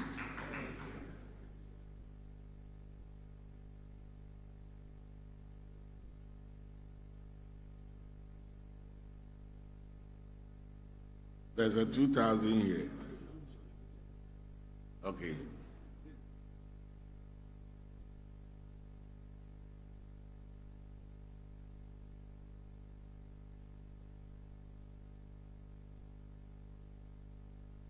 Who was doing the name writing?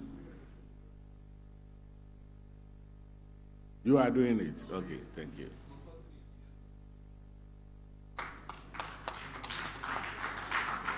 One there, 5,000. And one at the back, 2,000. At the back.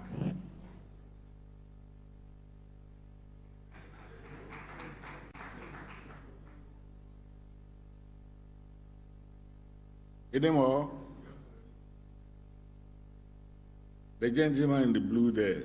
How much? 2,000.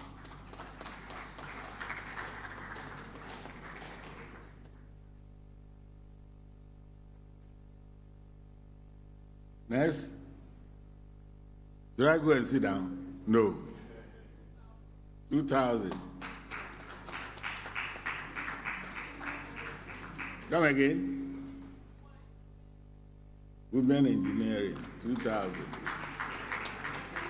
It's coming. Watch your left.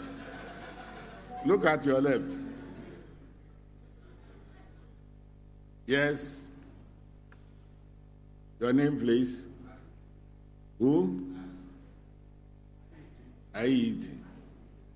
Okay, there it comes. How much? 2,000. 5,000. IET.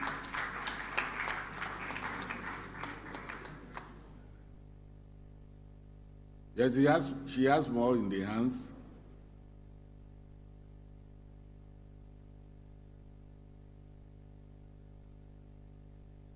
Okay, if you change your mind on the way, just get one. Thank you. Safe journey.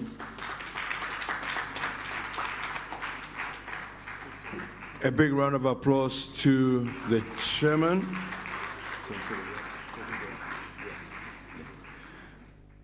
All right, before we do the vote of thanks, we would like to do some pictures, some photographs. And so if I can kindly ask the chairman, the president, we'll do it after the vote of thanks, rather. Okay.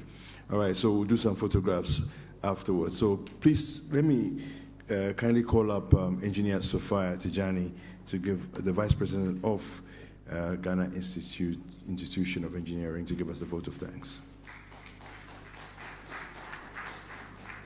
Oh, please do it better than that.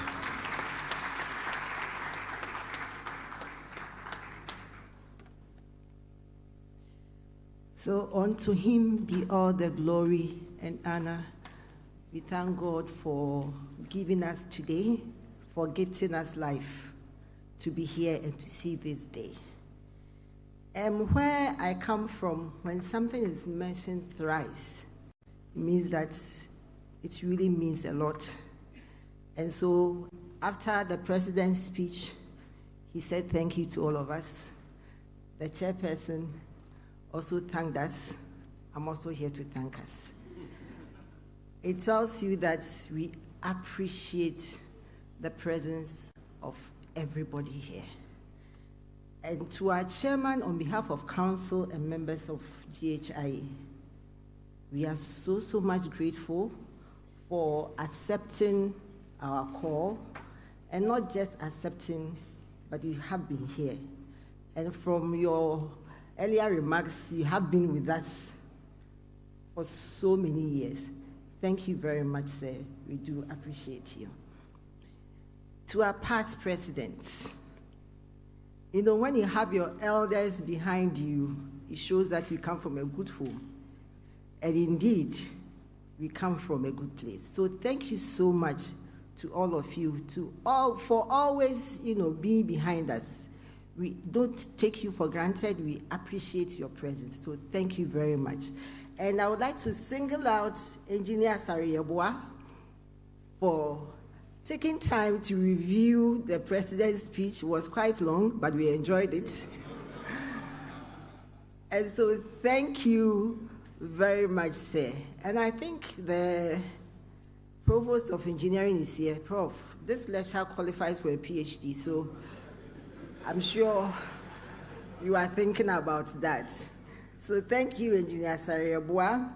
We also want to thank the council members, for making time to be here. Thank you, and Ayuko. To our sister professional bodies who are here, I saw IET. Is there any other professional body? Yes, the Ghana Bar Association. GIS is also here. The architects, yes. And the planners, are they here? Okay, so thank you so much for responding to our invitation and for coming. We also appreciate your presence here. To ACP, Sister Pray, in fact, if you are not giving the president peace, I'm sure he wouldn't have been able to put up that address. So thank you very much for your support. We also appreciate you so much, you and the rest of the family. Thank you for always being behind our president. To our sponsors, VRA, MC Baushemi, MC Baushemi, Viva, CBI, we say thank you for your sponsorship. I think you helped us, EcoBlock, yes. You helped us with the resources to make this happen. And to the exhibitors that showed up on Saturday and Sunday, we also appreciate you. I think we have some certificates for you. Not here. So thank you so much for being part of this journey. Indeed, we are all charting a sustainable course for Mother Ghana. To the Programs and Conference Committee, you have done so well. We've enjoyed the ambience. The program has been successful, and we say thank you. And of course, to the Secretariat, to the ED and his team, Aisha and Brifo and everybody. I can't mention everybody's name, but we do appreciate your support. Indeed, you are the engine that drives the institution. Thank you so much. To our media partners, to City, and I saw GTV here. I'm not sure whether they are still here or they are gone. But our main, the partner was City TV, City FM. So thank you so much. And the rest of the media team, thank you so much for carrying this live. I think we are live on YouTube, Facebook, and on Zoom. So thank you so much for carrying this live. And of course, I think I also deserve an applause for coming to thank everybody. Thank you all very much. Those of you who came in person, I was just thinking, assuming we all decided to join via Zoom, the room would have been empty. So for those of you who came here in person, a special thank you to you. That does not mean that we don't appreciate those joining online. Thank you to all of you. Thank you very much.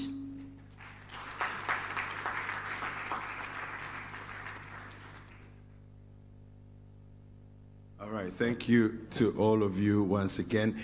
I took the chairman's warning about the media giving good reportage quite seriously. And, those of us who are partners, we can't afford but to give good reportage because we are part of it. So that's how it works. All right, so can I kindly call, just to close us in prayer, then we'll do the photos afterwards, Reverend Dr. Jonas Yautete. Please put your hands together for him. And then let's stand on our feet as we close in prayer. And the president will be, after the photographs, he will be doing autographs, but right where he is. So all those of you who have received your copies, you can come to him where he is right now, and then he will do the autographs there.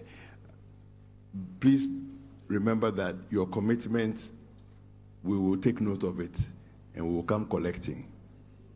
All right, thank you, Reverend. Shall we pray? Father, once again, we thank you. We give you all the glory. We thank you for steering this affairs successfully to this end. We thank you that everything went on peacefully. We give you the praise, and we pray, gracious Father, that as we are leaving this place, your presence will go with us. You protect everybody. You send us to our respective destinations safely, and we'll continue to give you the praise. We thank you in Jesus' name. Amen. All right, thank you very much once again. I think we can get the photos done. Do you have any?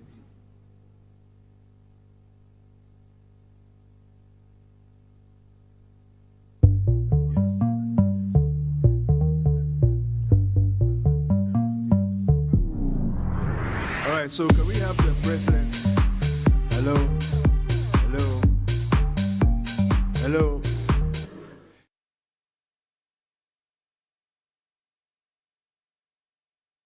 Presidents. Yes, and the executive director. For 55, going to 56 years. We are an umbrella body for All the past presidents, please join them for a photo. We are a licensed body under the Engineering Council Act 2011, Act 819. We help in the regulation and the practice of engineering in the country.